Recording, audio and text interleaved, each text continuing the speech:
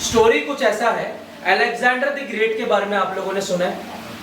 Alexander the great, he was one of the greatest ruler of his time. In fact, he was the best ruler of his time because he conquered a vast majority of earth land. बहुत बड़ा empire था उनका। लेकिन मरने से पहले उसने 3 बात हमें सिखाई और उसने 3 आखिरी ख्वाहिश मांगी थी।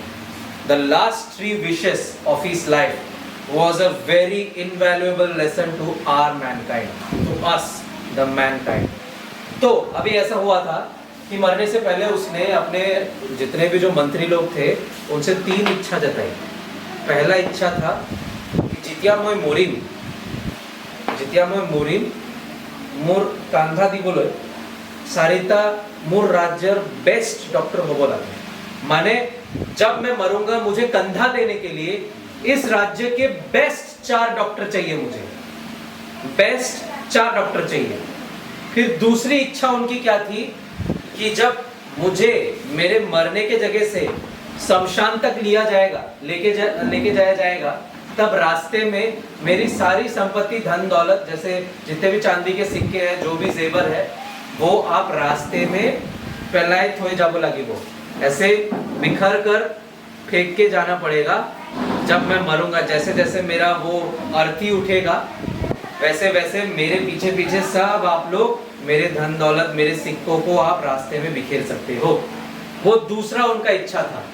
तीसरा और आखिरी उनका इच्छा था कि जब मैं मरूंगा मेरा जो वो रहेगा ना, जहाँ पे मुझे ले जाया जाएगा, जैसे कॉफिन बोलते हैं उसको, वो जो जहाँ पे उन्हें ले जाया जाएगा, उस बॉक्स से उनका जो हाथ है, एक हाथ ऐसे बाहर ऐसे खाली रखना होगा, बाहर ऐसे खाली रखना होगा।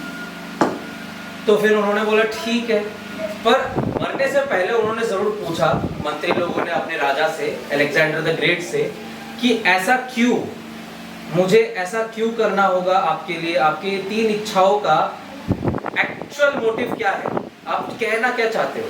तो उन्होंने कहा कि जब मेरा टाइम आ चुका है और मेरी मौत पास है, माई डेथ इज नियर, अब मैं मरने वाला हूँ, इस दुनिया के या मेरे प्रजा के जितने भी जो बेस्ट से बेस्ट डॉक्टर भी क्या मुझे मौत से बचा पाए।